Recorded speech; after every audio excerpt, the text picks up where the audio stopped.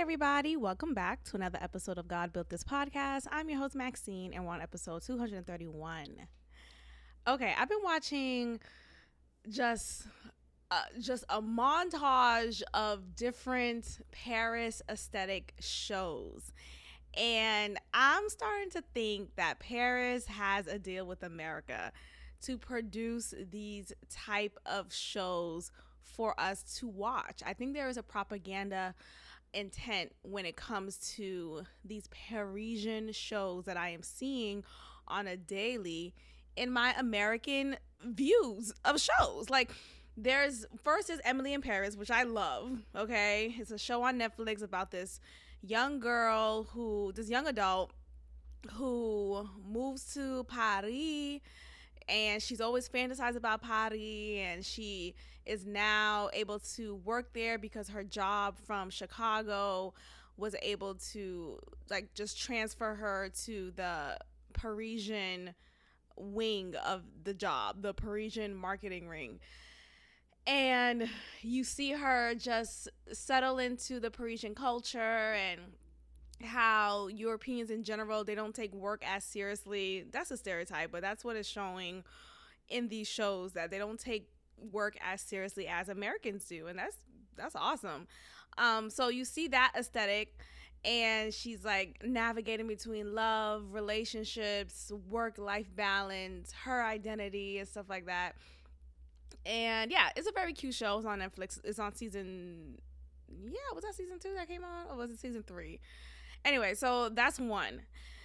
Just now, I finished watching one reality slash movie, which is a very interesting concept. I think I really like the concept, but I do like the concept, but I don't like the fact that it's on Roku. Like, so I have Roku, and with Roku, not only do you have the streaming channels that you add on to your account, you also have the Roku channel as a given. So in the Roku channel, this is where the show is. And the show is called Meet Me in Paris. And what I don't like about that is just like, who the fuck is going on the Roku channel to watch TV? Like, what? Anyway, the only reason I knew about this show is social media. Social media had a real big deal to market it. And because I follow Reese Witherspoon's account, she has this, her own production company. And the production company that she has different movies that she produces. And this is one of the movies that she produces. And I'm like, oh, I like the aesthetic. It's very it's a pretty aesthetic. And that's what I've noticed amongst all of these Parisian shows, that it's a pretty viewing. Like you are attracted to what you see. It's very manipulative. It's very, very pretty. And of course, Paris has this just reputation of just being the city of love and this beautiful city and fashionable and eat your croissant and all of these things that go together with Paris. And so it's like, okay, well, I guess I'll watch it. And then you add on to the whole aspect of young people, or young women in this case, wanting to find love, and it's just all these things. So so that's one show, and it's on the Roku channel, which is annoying, but I found out it's very easy to access it if you already have Roku TV. Now, if you don't have Roku TV, I don't know how you access it. So I don't know. Just Google that. But the show is called Meet Me in Paris. Meet Me in Paris. And the concept is you have 3 women who is on a trip in Paris for 10 days. And they're both on a quest of finding love. They have different experiences of romantic relationships and what they want for themselves, but ultimately they both want love. And they live in this house, this beautiful mansion in Paris, and it's just all of these beautiful like aesthetic things, right? They're on this pond, and they go on this boat ride. They're walking through the pebble stone sidewalks, and they're eating a croissant, and it's just all of these like typical Paris thing that you do, all these typical Parisian things that you do. So that's one. And it's filmed as a movie though. So it's a whole hour and 20-minute long movie of this reality of three women finding love in Paris. Now, of course, there are instances where they're obviously placing certain characters at a particular time so that they could like bump into each other. But for the most part, it's a reality. It's very interesting. I don't know. But I like the concept. It's very new from what I watched on TV when it comes to reality dating shows. So I like the concept. It was definitely new, refreshing.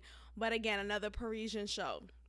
So now, and then there's another show that I've seen on Bravo TV of these group of girls, or this group of girls, young adults, and they're in Paris, and it's not necessarily a love show. It's just them navigating living in Paris as expats, as people who are not from Paris, but they have moved, or as transplants, really. So they moved to Paris, and they've been living there for a number of months or years, and they're navigating through what they want for themselves career-wise, their friendships with each other, traveling, and all these beautiful things. So you see that's another example.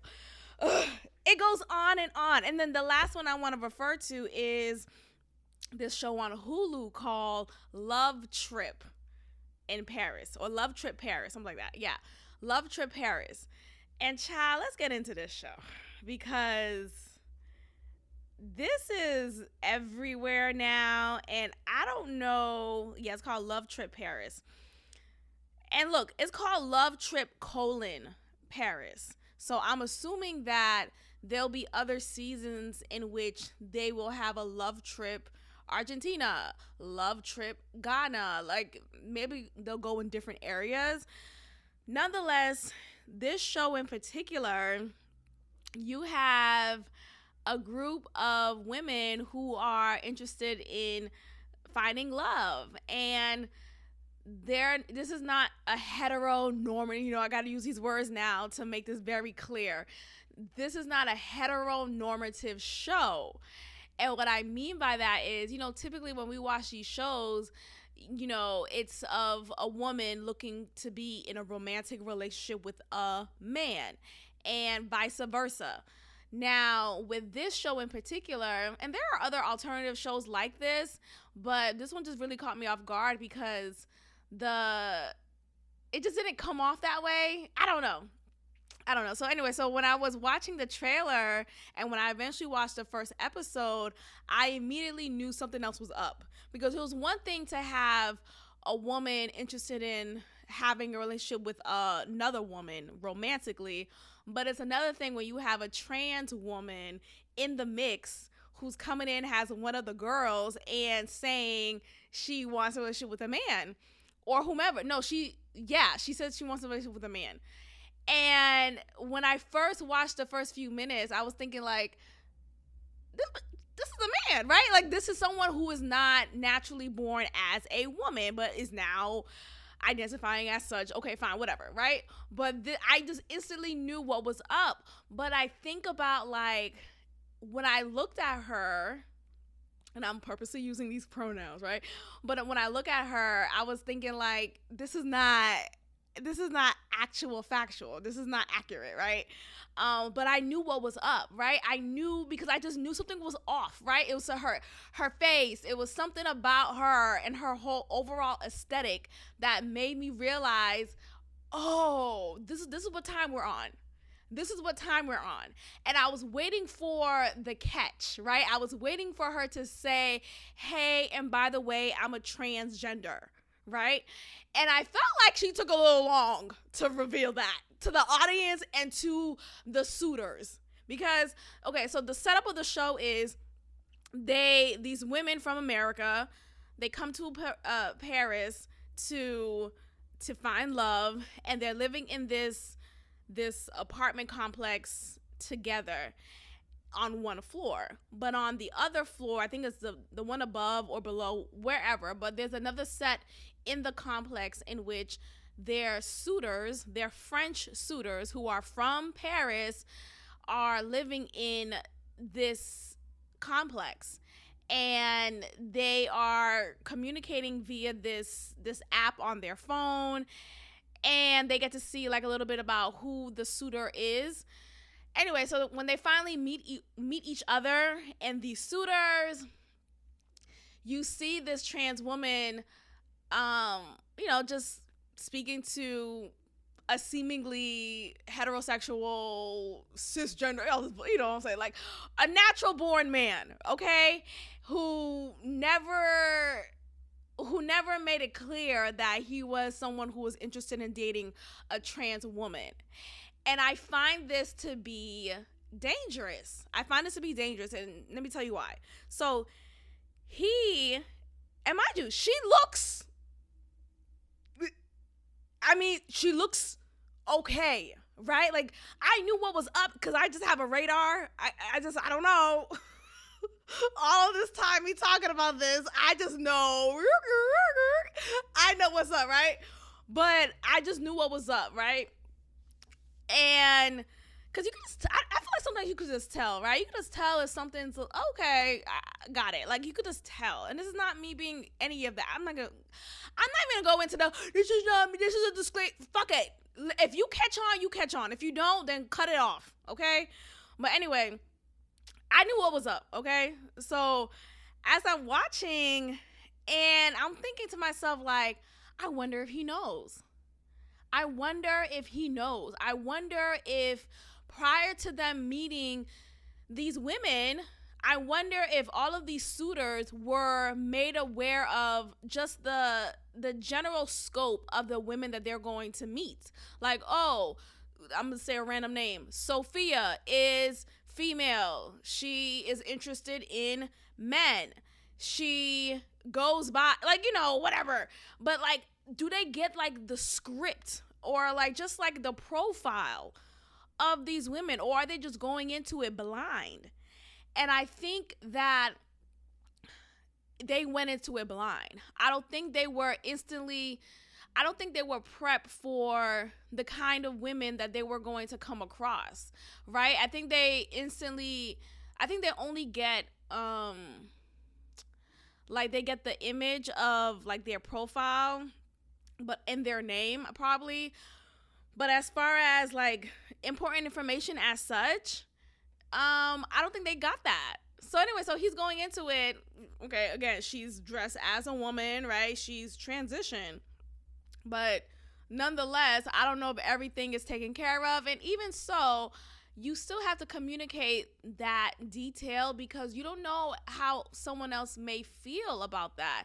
And it's not coming from a place of phobia or anything like that. It's just coming from being fucking transparent and honest. You can't leave out information and expect someone to just be okay with it. If they're not okay with it, then they hate all this people. Like, no, like, stop going into something with deception or with some level of disguise.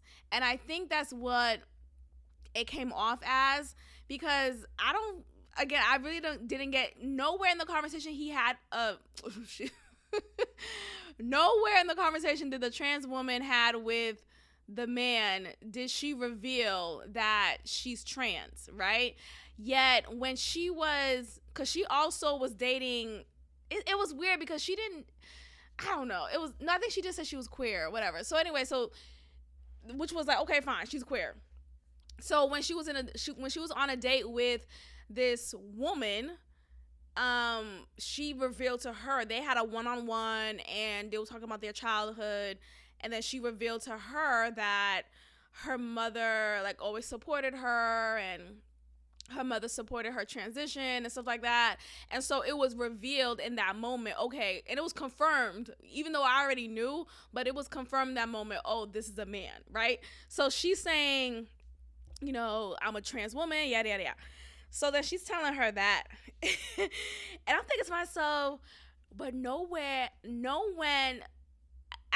point during her date with the man did she reveal to him, hey, by the way,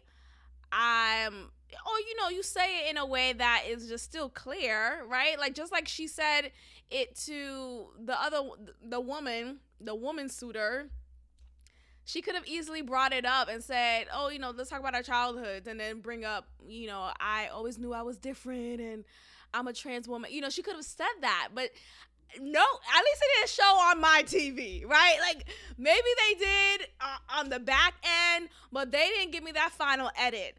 And at no point during her date with the man, at no point during her date with the male suitor did she reveal to him that she's a trans woman. And that's a fucking problem. Hello? Is the mic on? That's the problem. Just as you are open and honest with the other suitor who happens to be female, you should show the same respect to that nigga, like to the man. And he was a white man. I'm gonna say nigga, but you know what I mean. I say nigga for everybody. But she didn't give him that same regard. Why? So that right there made me feel like, what kind of show is this? What are we doing? Like, if we're going to do this whole inclusivity, all these things, okay, cool. But come to me from the top and let me know before I go into it. Don't trap me and make me fall in love with you or fall in like with you, and I don't know exactly what this is. Lay it all out. What is your political perspective? Right? What is your sexual identity, orientation? What do you do first thing in the morning? Like, tell me all of the things that I need to know. And that is a need to know basis. I remember watching this video of this black woman who was like, if you want to know if someone is transgender, then you are transphobic. Girl, shut the fuck up. Or if you have a problem, if you're not attracted to, she said this other thing. She was like, if you're not attracted to a trans person, then you're transphobic. Or if you don't want to date this person because he or she is trans, then you're transphobic. Okay. That's not it. It's about being honest and truthful. Don't just go into something with no regard of how the other person may feel, and you're on this like virtuosity high horse. Oh, well, do you want to appear like you're this hero, or do you want to appear like you're this folk? Like, why does it have to be either or? There's a place in the middle where we could also ask and require for you to be very straightforward and honest. Give me that justice. Give me that right to decide if I want to continue, right? Some people will be like, look, there's a few people who will still continue, and that's them. That's their right. But don't trap me, and now I'm feeling violated. Now I'm feeling upset because, fuck, I didn't know what this was. You came on with this perception, and I didn't know what this was. Child, I was about to turn off the episode right after that, but I was like, let me just finish the episode, right? So I finished the episode, and then the end of the episode, you have, so let me tell you what happened with that. So she goes on a date with the male suitor. The trans woman goes on a date with the male suitor, and he ends up, like, he's a nice guy. Like, I don't think look, here's the thing. The trans woman was more interested in him than he was to her. I think he was just giving her just respect by the end of the day. Like, hey, you asked me on a date? Sure, I'll say yeah. Like, he just wanted to go out.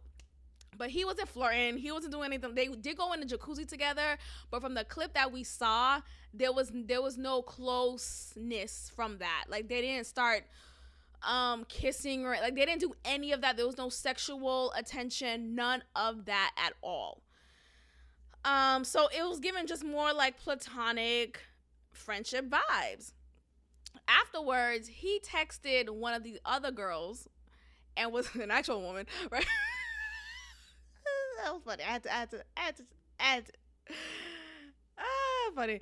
Anyway, so he actually texted one of the other women and he was like, hey, I would love to get to know you more, yada, yada, yada.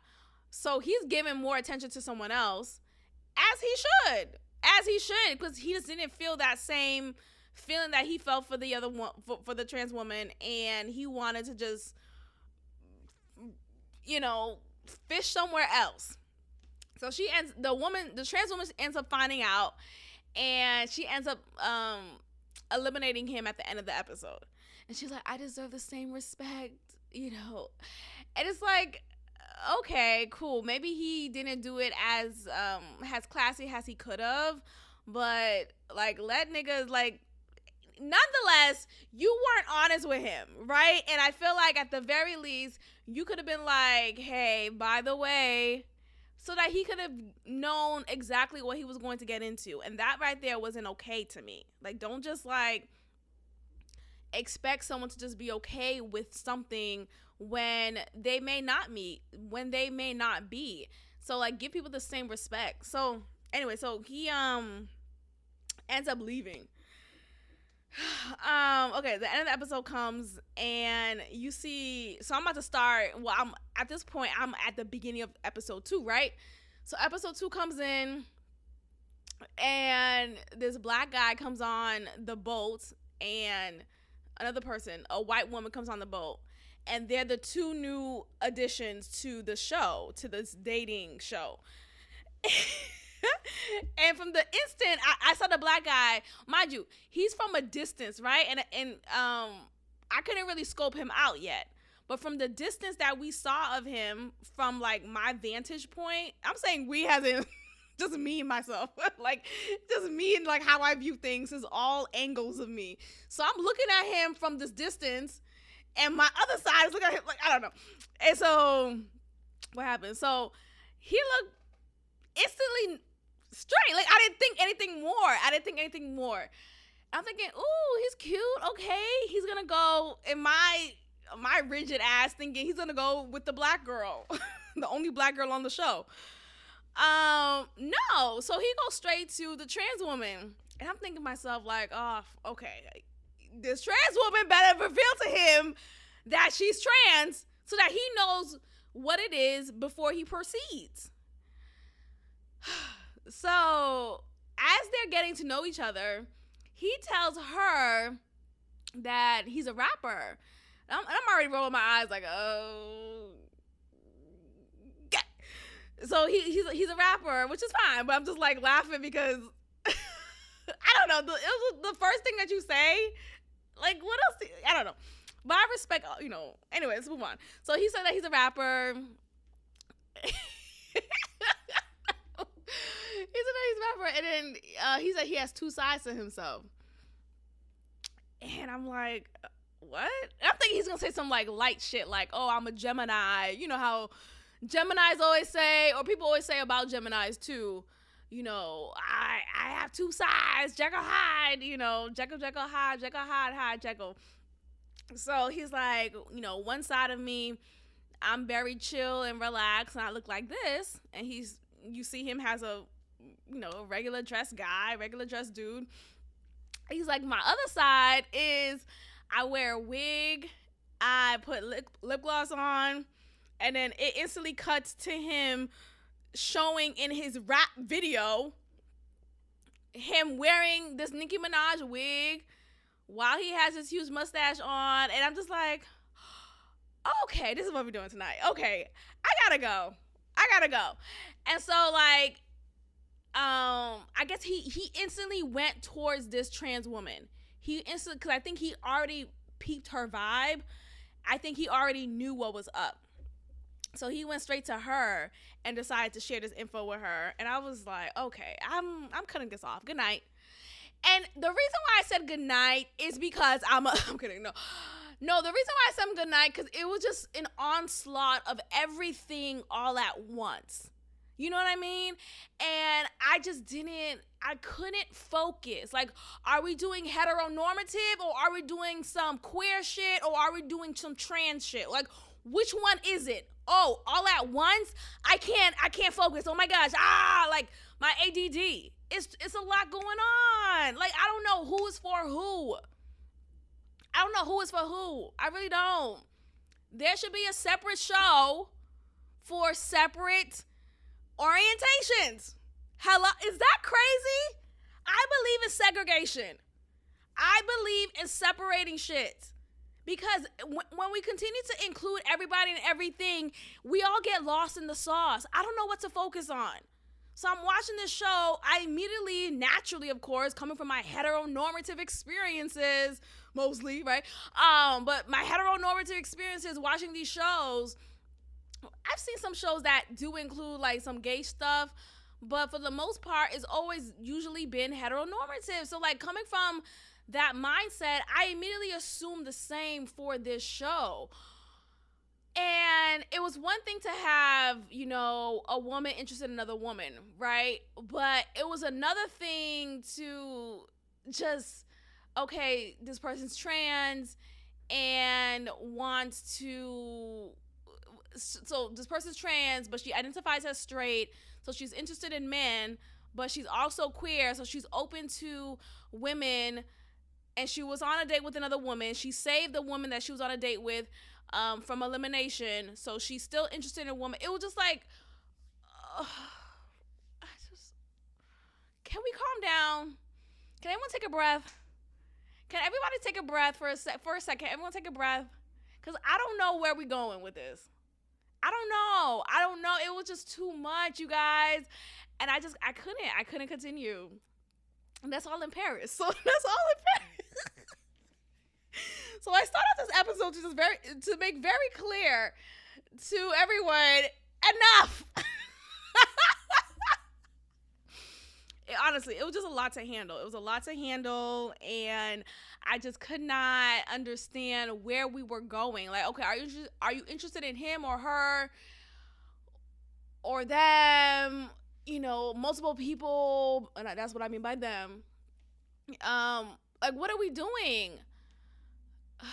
Anyway, so God bless. But yeah, that was just a time. I'm like, wow, there is a trend of shows taking place in Paris that is shown in America. Maybe these shows are also in America. I mean, in Paris. Maybe, I'm sure, probably. But just, it's very interesting to me how all of these shows are in the same setting of Paris. Like, what is it about Paris that they're pushing onto us Americans for us to just continue to fall for the hype? They're wanting our money. They're wanting us to go there and visit, which I definitely want. I still want to go to visit. I want to go visit Paris. I think I'm the only one in my friend group who hasn't been to Paris. And that is something I always wanted to experience. So yeah, these things, like, anyway, I just say this to say that these shows, these movies that we watch, these shows that we watch, these are all influencing us to make big or small changes nonetheless. Like, we are being pressured in a way, whether it's subtle or aggressive, to book that flight. And it's like, hold your high horse, like, let me calmly get to this point of this decision. Like, it's just a lot. And I just feel like, what is it about Paris that is trying to push us to go there? And I don't know, I'm just thinking about it so much right now, just based off of the show. Like, they're doing something to get us to fall in this. What if they're trying to trap us in Paris? Oh, okay, sorry, I just had to share that. Let's move on. Okay, so Ciara was recently on video, and I guess she was promoting a new song of hers, which no one's gonna buy, but God bless. So she's promoting this new song, and in the song, she's talking about how she doesn't need a man. This is for all the. It's something like, this is for all the ladies who don't need no man.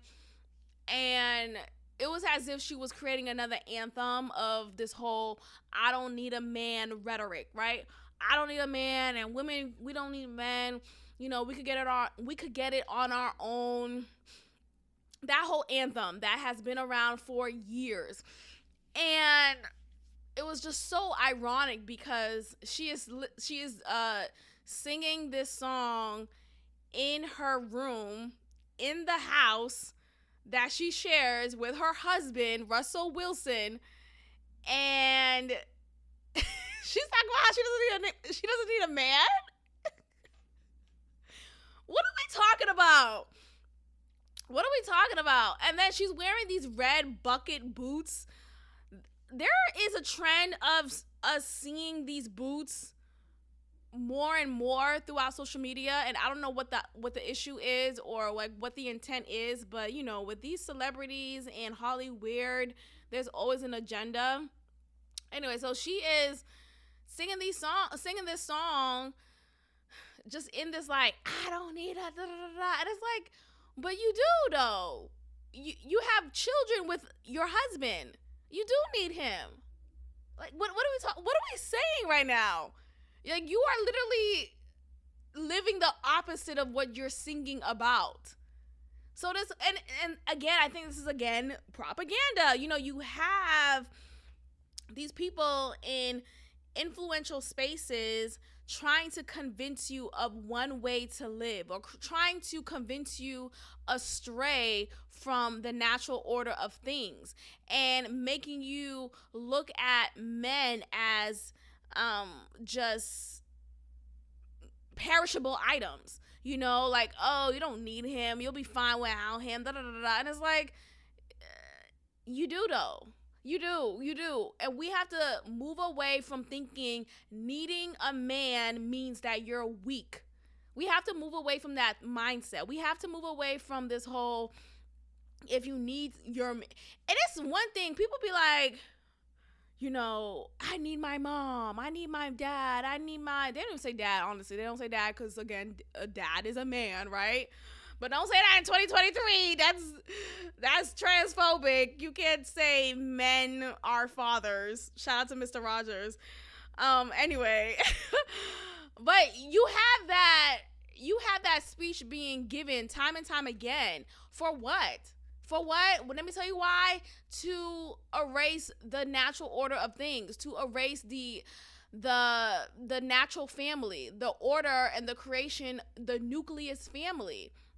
So I just find that to be very interesting. And her singing that so loudly in the fucking house, in the bedroom that she shares with her husband, where she's living this natural way of living, right? She's with her husband. They have these kids. Like, where's that song? Like, why is it more of a cash cow to sell records that is wrecking the natural order of things? Like, why don't we have more music celebrating men, celebrating women, celebrating family, celebrating love? Instead, it's all this fight, war, gangsta this, gangsta that, I don't need him, right? What is like, oh, we're so quick to say, oh, I need my mom. Okay, it's okay to need your mom, but it's not okay to need your man. It's not okay to need your children's father, your husband, your boyfriend, your fiance. Like, why is that weird? So, pew pew to Sierra for that. Shame to her, because I don't like that. I don't like that you have this manipulation tactic going towards women who are the easy targets of this type of media, right? Like, who is going to fall victim to this and thinking that, oh wait, you're right, I don't need a man, so let me go ahead and curse him out. Let me go ahead and just not do my role, my part as a woman, and go from there. And I just child, if you continue listening to these people, you will be miserable and lonely. Okay, you will be miserable and lonely if you continue to have these long ass checklists of requirements for your potential husband or boyfriend, you will continue to be lonely. You will. I promise you, you will. It's just, we gotta do the whole 80-20. The whole 80-20 rule. What are you 80% satisfied with? Right? Or what is it about that person that brings you the 80% of things that you need and desire in a relationship? And the 20% that you just don't like about that person, or that you don't like about the situation, that's enough for you to just be like, you know what? I got that 80. I'm good. Cut it out, dog. Anyway, so shout out to Sierra. Let's move on. Okay, staying on the music tip real quick. So Chris Brown is back in the limelight, and I don't know exactly what for though. I do know that he, like, somehow people are now talking again about what he did to Rihanna many years ago when he was 17, when he beat her ass up. And even saying beat up is not the right way to describe it, making it seem like these are two able bodies on the same equal platitude. No. When he physically abused her, he fucked her up. And there's evidence for that. I remember that time when it happened, like right the day after. It was a media show, a clown show nonetheless. So, mind you, he was 17 when he did that. I forget that he was only 17, because when I was a few years younger than that, and I remember hearing about it, and I just forget how young they were, and I forget how young he was when he did that. Sure, it doesn't excuse the severity of the situation. It was still wrong. All of that still exists. And we have to be contextual when we talk about things like that. Now, people are saying there's two sides of the argument. Oh, well, he was young. We can't, how we always talk about mental health, but we don't allow people to evolve and grow. And he's 32 now. Why can't we just accept that happened many years ago when he was a teenager, when he was a child? So, and he said that himself actually in one of his tweets. He was talking about how, not tweets actually, he did it on Instagram, on one of his Instagram stories, and he was saying how, like, y'all gonna still judge me for what I did when I was 17. I'm 33 now, and y'all praising Krishan and Blueface, who's this, I still don't know what they're famous for.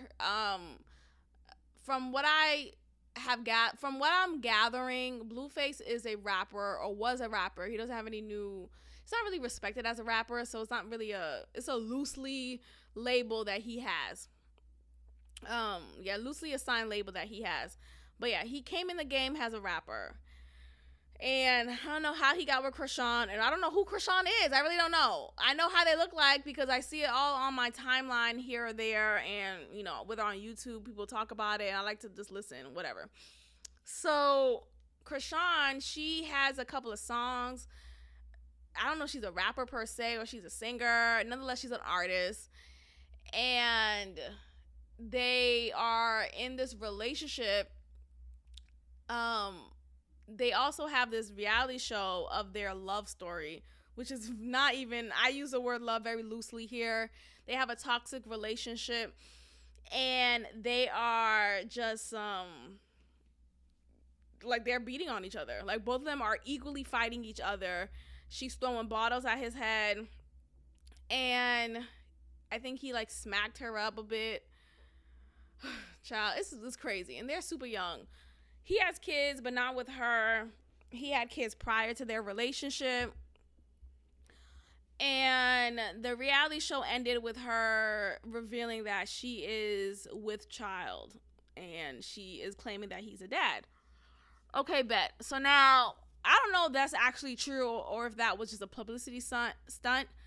So I really don't know if she actually has his child, or she's really with child. It hasn't really shown up in her body yet. Who knows? Anyway, so they are known for beating on each other. Like, they do that very publicly. They have a whole show about that. They get paid for it. It is an understanding that this is their relationship. So Chris Brown made a point that y'all get on your high horse and judge me for what I did when I was a child. Yet you have these two people beating on each other and y'all don't have a problem with that. Like, what's up with that? Like, that's hypocritical. That's a double standard. And that's a good point. Like, I don't see any issue with what he said. I think the issue is, though, with Chris Brown, after the Rihanna situation, he was in a relationship for a couple years with Karrueche. And Karrueche has alleged, and not just alleged, but she went to court and actually got a restraining order against Chris Brown, claiming that he was physically abusive towards her. And she needed to get away. She needs to get out and get away from his care or from his stalking self. And she needed to go to the court to do that, to get that in writing. So it's one thing if Chris Brown did this one thing, and though it was horrible, right? Though it's inexcusable and all these things, okay, he did it one time when they were in their teenage years. Okay, bet. But it's another thing if there's years of experience of him showing physical abuse towards women after the fact. Like, this, it continued. So people are making the statement that, like, okay, you still was abusive. It wasn't just one time thing. So what are you talking about? Now, I don't know how I feel about it, honestly. I don't really care about Chris Brown. I never really was a big fan of his. I never really seen the hype about him. Sure, he has a nice voice and he's a great dancer and he could flip while he dances. But his songs just, after a while, it just sounded like the same song. Just repackaged, refurbished. It just sounded like the same song, and he just never really got his stride back after I want to say not I it was I'm on the after Deuces. After Deuces, I can tell you one song about Chris Brown that I do like. That song, I know every day. Okay, but he had to collaborate with an African artist to get that one off. Had he not done that, I don't know if it would have been a hit. You know what I mean? So my point is, he doesn't have a consistent, long-standing record of hits that I have enjoyed recently. It was always just been like one or two, like, oh, that's a nice song. But when I would try to listen to his records, to his whole albums, I couldn't get through it. And you have, like, there was one album he had in which there was 35 songs. Like, it was a good 40, I think. It was no less than 25, and that's too many. That's too many records. And, it's obvious that he's a crackhead, allegedly, but he's a functional one, a functioning one. So I think that energy that he has, he just needed to get it off, and that explains why he has so many songs in one album. But most of the songs are just duds. Like, nothing is memorable about him. I think his time has come and gone. I really do. And, God bless him. But I think he should be given the space to be seen differently, but he also has to take accountability and recognize that he needs to show evidence of changed behavior. Like, you can't just expect people to just chalk it up like, oh, he was just 17 when he did that. What he did to Rihanna was horrible. Like, that, horrible. And you have to also keep in mind that, you have to change consistently. Like, this can't just be a one-off thing. So God bless him, and I wish him the best. I wish that nigga the best. All right, let's get back into it. Sorry, I had to take a quick break. Where did I leave off? Chris Brown. Yeah, I think that's where I left off. So, look, Chris Brown, again, I'm not personally a fan of his music like that. I'm not a big Chris Brown fan. I do think he's a talented being, but I just don't feel like his records are hitting, and they haven't been hitting for several years now consistently. He'll have one or two records from an album that will hit really well, but aside from those two records, that's it. So, but other than that, I do think that there should be a space where we allow people to right their wrongs. And it's time for us to move past what happened with Rihanna. Um, I also just feel like since she clearly forgave him, right? Like after that happened, they got back together. They created songs together. Like they're in good standing. Who are we to still hold him to the fire if she has clearly moved forward? You know, like isn't that also our way of re-traumatizing her and the events that took place? You know, I think sometimes when we get so caught up in virtuosity and looking like a hero, we in turn become a predator. We in turn become the very person who we hate because we then spew out hateful comments and allow little to no room for someone to grow and evolve. So ultimately, if she wants to forgive him, which she has clearly, and then the excuse of, well, you know, that's a cycle of abuse, right? The cycle of abuse, the woman never leaves the man. This is a documentary out of Pamela Anderson, and I haven't watched it yet. I think I'll tune in soon because I am kind of interested in it. But I have listened to just the clips and commentary around a particular segment from that doc. And Pamela Anderson was with Tommy Lee for a while. They're infamous for their sex tape that they had, and that was published or leaked, however you want to put it. Anyway, they had a tumultuous relationship, and she did share that he was abusive in some sort. I don't know if it was to the point where he left bruises on her, but again, I don't want to minimize the abuse that she said she experienced from him. So, whatever the case is, nonetheless, she said that she was abused by him. They are obviously not together anymore. He is now with a whole new wife in a whole new relationship with this woman, and he's moved on from Pam, and she's moved on as well. She's been married several times. I don't think she's currently married, but she's moved on in different relationships and just personally.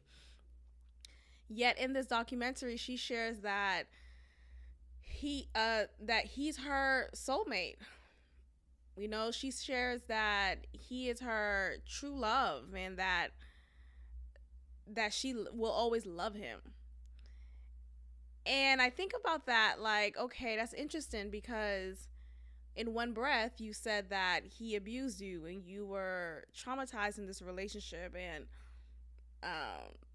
you didn't feel safe with him. Yet you see him as your one true love. You see him as your Mr. Big, so to speak.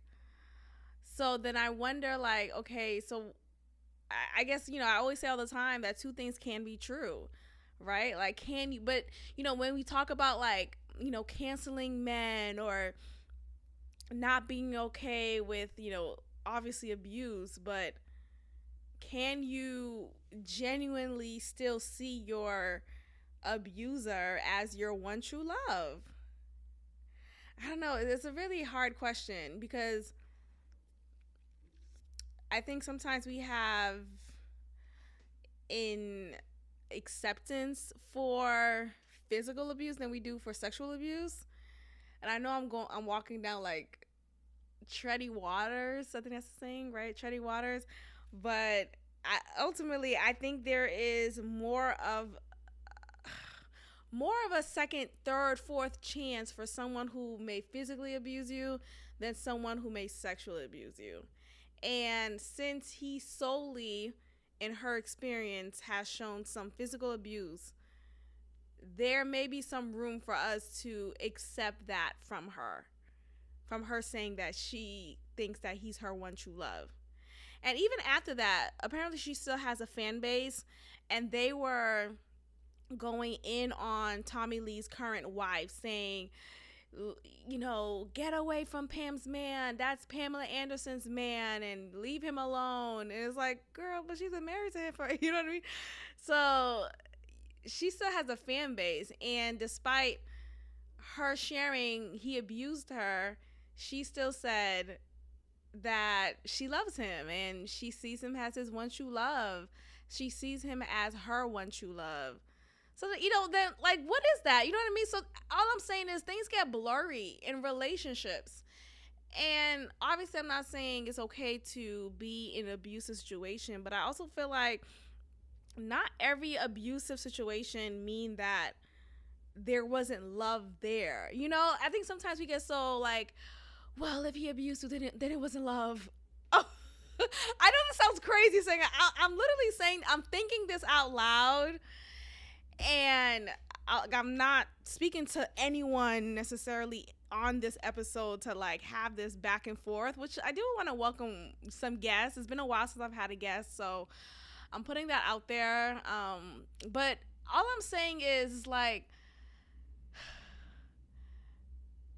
before the abuse happened, love came in the picture, right? Like, before it became this abusive, unsafe situation. And sure, there are red flags. That's what people say all the time. Like, you know, there was always red flags. He doesn't just instantly hit you, but yes, he does. That what I think is, here's the thing. When I think about abusive situation, I think about like, sure, maybe not on day one he hits you, but he'll hit you day 15, right? Prior to day 15, there were red flags that you probably overlooked or missed genuinely. And so, like, what is that? Like, what does that mean? You know, does that mean that in the courtships, in the, I don't know, or was it all a lie? You know, because sometimes if you're the abuser, you're aware of your dark heart, and you know what to say, what not to say. You know how to put on a show to get the person to love you. So maybe it isn't love. See, I'm just literally thinking this out loud. Yeah, maybe it isn't love. Maybe it isn't love. I don't know. But ultimately, I just think like relationships can get in this space of grayness, right? Just a gray area, very blurred, and it's not always as black and white. Like, I think genuinely you could have still had love for your abuser, and the relationship that you had with him was so amazing that no one could compare. Like, when I think about Whitney and Bobby, yeah, I know, I get it. They were both on coke and fucked up, but God, I like their love.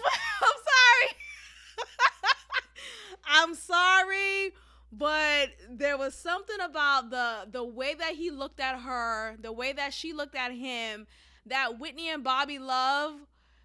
If just take away the drugs and the spitting on the face, because I remember the interview that Whitney Houston did with Barbara Walters, or was it Diane Sawyer? It was one of those white ladies, and she said how he spit in her face, and that was it for her. That was a tipping point. So if you take away those points, I like their love. I do. I'm sorry. Am I fucked up? I remember that music video, we have something in common.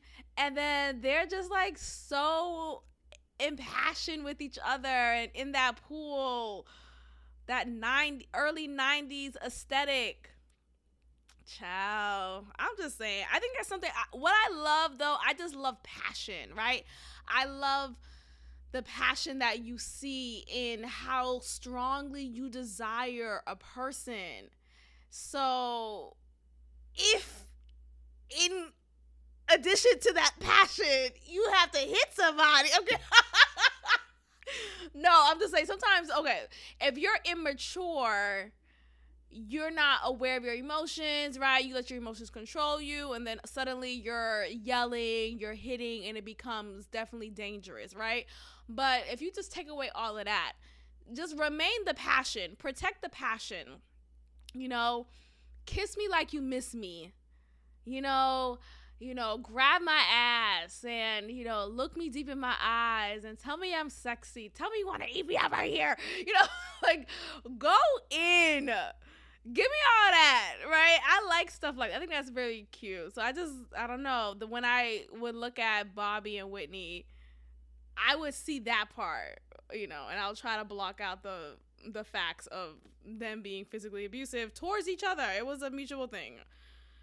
Shit. And Ike and Tina. Let's look at that. But anyway, let's move on, child. Let's move on. Trigger warning in case that was triggering to anyone. I'm just saying. These are my thoughts and my thoughts alone.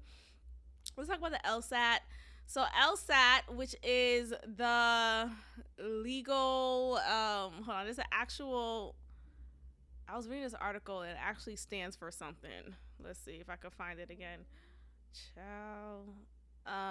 There we go. Law school admissions test. That is the LSAT. And so if you are interested in going to law school, you will have to take the LSAT. And depending on your score, you'll look favorable to certain schools. So now there's a conversation happening that the LSAT may no longer be a mandatory thing for people applying to law school.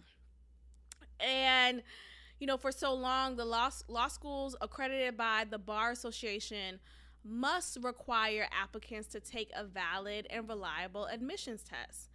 And in this case, that was the LSAT. So now the association, and when I'm talking about the association, I'm talking about the American Bar Association, is now questioning whether or not this is a requirement, whether letting each law school decide for itself whether tests are necessary.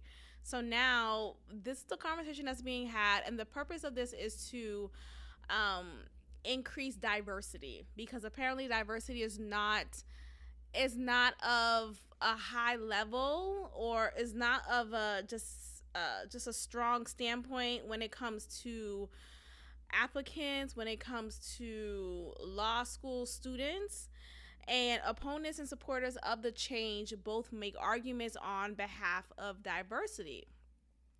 So the arguments either echo other debates, like when we think about also standardized testings when it comes to higher education. So oftentimes people will take the SAT or the ACT, and depending on your score, you are favorable amongst certain schools, and you'll likely get accepted based off of your score.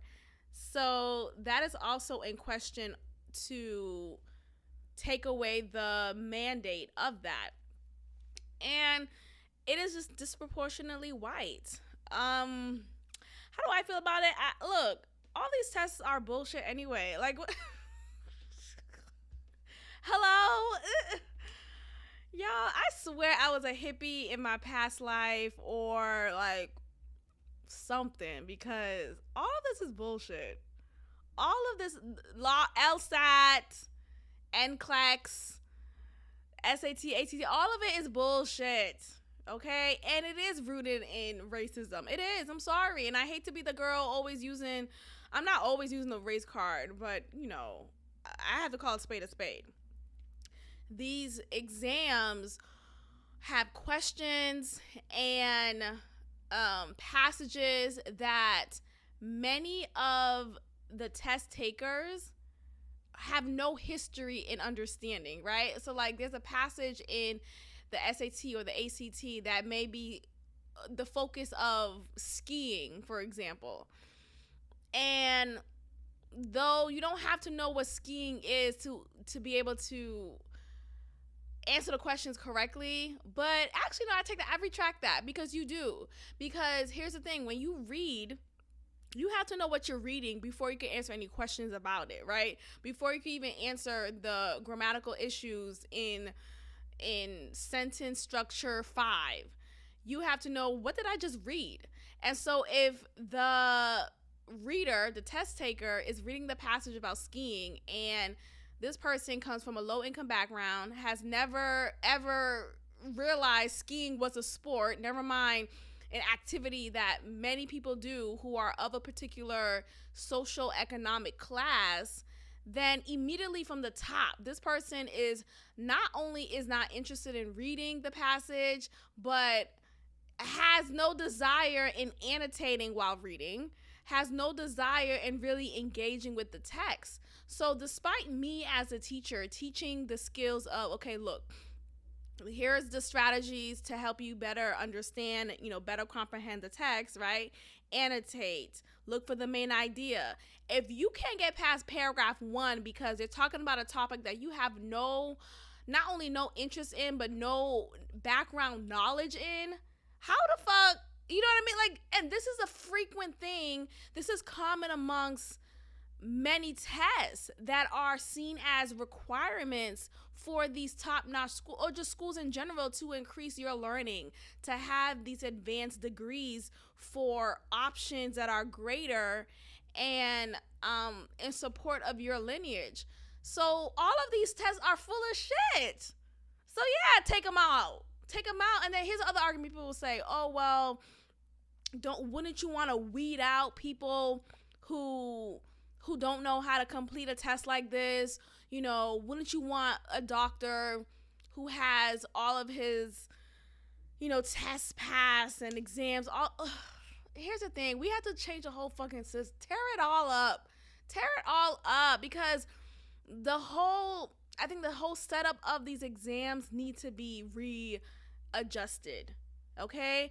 And until then, don't have these tests. I don't know. Maybe I should work in like the policy side of education. I'm gonna look into that. I don't know. Let me look into that. Actually, that's a good idea. I just thought about that right now. Because some of these fucking policy jobs in education, because some of these things are just like, what the fuck are we doing? Like, you have this kid from Mexico first barely know English, and he had to take his SAT or ACT and have no idea what skiing is, and that's what the passage is about. So one, he has no idea of like really engaging with the text. So never mind annotate for the main idea, never mind including background knowledge to help you further your comprehension skills. Like, what? Alejandro's over here struggling. Child, banish these exams. So yeah, I'm totally in support of this. I don't know what or when this will actually take place, but this will make it so that if this goes in place moving forward, that the law schools will be the ones determining whether or not these LSATs are necessary. So we'll see, child. But so they say here, does every law school require the LSAT now? Already, many law schools do not require that first year applicants submit LSAT scores. Okay. That's because the Bar Association's testing requirement can be interpreted to allow another standardized test, such as the GRE, which is the Graduate Record Examination, to satisfy the requirement. Okay. Other smaller exemptions also exist, but the vast majority of applicants must take one of those 2 tests. Okay, well, at least you have those options. See, I didn't know that law schools also accept the GRE from their first year applicants. So first year applicants only. So if you are what does that mean though? Because isn't everyone a first year applicant if they're applying to law school? But maybe they're saying, we have you on record that you applied last year, so technically you're not a first year applicant and you have to take the LSAT. Is that what they're saying? I don't know, maybe. So we'll see, child. But so let's look at some of the arguments both sides. Proponents want to give law schools more flexibility in how they recruit and admit students, in the hope that doing so may make a dent in the profession's relative lack of diversity. All right, we talked about that. Now, what is the opponents? So many opponents say they are open to change but don't want to rush. Without a standardized test, they say law school student bodies could become even less diverse, really, because other criteria for deciding who to admit could turn out to be even more biased against applicants of color. Oh, as well as people from low income families and first generation college students. Okay, I mean, so they're saying here that basically these standardized tests are fair enough to have everyone test, and it doesn't base your scores aren't based off of your social economic background, but they actually are though. So that's null and void. I think ideally people assume, oh, it's a standardized test, it's the same test for everybody, but the questions on these tests are ridiculous. Like they don't they don't reflect the experience that many people from low income families have. And you have to have tests and passages because these tests include scenarios that you have to complete. They include, it's not just about, knowing punctuation and grammatical errors. It's knowing how to read a passage and identify the main idea. And if you can't access your background knowledge for this passage, then you're already starting at a disadvantage. So that's why background knowledge is such a big deal. So these passages need to have a diverse short and long passage entry. They need to have just a diversity in the question structure. I need to do it at this point. Let me just go ahead and figure out a policy job that I could look into, because what in the fuck? Anyway, let's move forward. So Whoopi is under fire because she says that Black people have received their reparations, and her family is one of the Black people who have. This led me into a wormhole because I remember hearing about the Homestead Act growing up when I was in school, and I just I haven't looked into it since then. Like, it's been a long time since I researched the Homestead Act, but it led me to this. So anyway, so in this clip, she talks about, in a recent episode of The View, she talks about how her family has received reparations, and the argument isn't about, I forgot what the topic was. I don't know what the topic was. I didn't watch the full episode. I just watched that clip. But apparently the topic was about reparations and how Black people have yet to receive their 40 acres and a mule. And Whoopi's argument is that the argument isn't about reparations because my family received reparations. I got reparations. We have our land. We have our acre. We have that. And so at the table, she was getting pushback from Sunny and Joy. Joy, who's a Jewish woman, said, wait, is she Jewish? Oh gosh, my bad. She's not Jewish. She's Italian. She said she keeps, because she's, it's a very leftist show. And so she's very much on the, no, Black people never receive reparations. And Sunny Hostin is on that same wavelength, saying that Black people never receive reparations. Yet you hear Whoopi talking about, yeah, we have, or my family has, so I don't know about y'all family. So they'll kind of go back and forth. So it made me look into it. I'm like, that's interesting. How come Whoopi is saying she has, but a majority of Black families saying that they haven't? So it led me to look at so many different comments. And one comment I came across was that someone said verbatim, this is a Twitter user named Keong Tae. That's his name. Moving on. Quote, sounds crazy, even foolish, but Whoopi is not lying. Under General Sherman's 40 acres and a mule rule number 15, freed slaves did in fact receive 40 to 80 acre plots in Sumter, Florida. The town of Royal is one of those places. So, look, and then it led me to look into the Homestead Act, because the Homestead Act also allowed, according to what I'm reading, I'm not trying to ruffle up any feathers, but for a period of time, and I think the difference is here, the Homestead Act was an act signed by President Abraham Lincoln, in which he signed in 1862, and he granted Americans 160-acre plots of public land for the price of a small filing fee. The Civil War era act, considered one of the United States' most important pieces of legislation, led to Western expansion and allowed citizens of all walks of life, including the formerly enslaved, women, and immigrants, to become landowners. Let's pause right there, because that's a problem.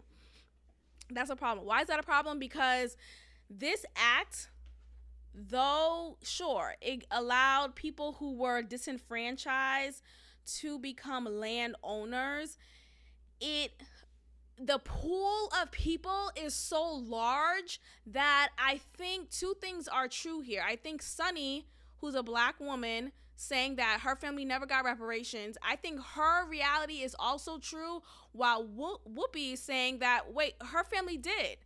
And that's because you have an act that was not specific for one type of disenfranchised group, right? This should have been an act specifically for enslaved people whose rights and privileges and land and all these things were not afforded to them.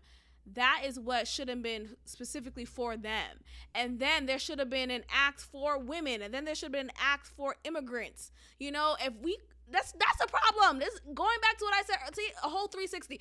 Going back to what I said, we cannot include everybody and everything, because we get lost. We get lost in the sauce, okay? That's why you should not have a dating show with everybody dating everybody. It goes back to what I said. Go back to the beginning. Seriously, because it's confusing. And then you have more people taken from the pot than the other. So now, where's the fairness in that? So I think Whoopi very well did get reparations, but there was enough left over for other enslaved people, because women got a piece of this pie and immigrants got a piece of this pie. And though they were well within their right to do so, it still didn't allow for specifically enslaved people to get this whole land back, because it wasn't specifically for them. So that's the problem. We need to have specific acts and policies in place for specific groups of people who were oppressed. So there should be one specifically for enslaved, specifically for women, specifically for immigrants to become landowners. So that's the problem there. Ciao. In a July 4th, 1861 speech, Lincoln told the nation the purpose of America's government was to elevate the condition of men, to lift artificial burdens from all shoulders, and to give everyone an unfettered start and a fair chance in the race of life. He followed through the passage of the Homestead Act, which remained active for 124 years until it was repealed in 1976 and resulted in 10% of U.S. land, or 270 million acres, to be claimed and settled. The incentive to move and settle on Western territory was open to all. See, that's the thing.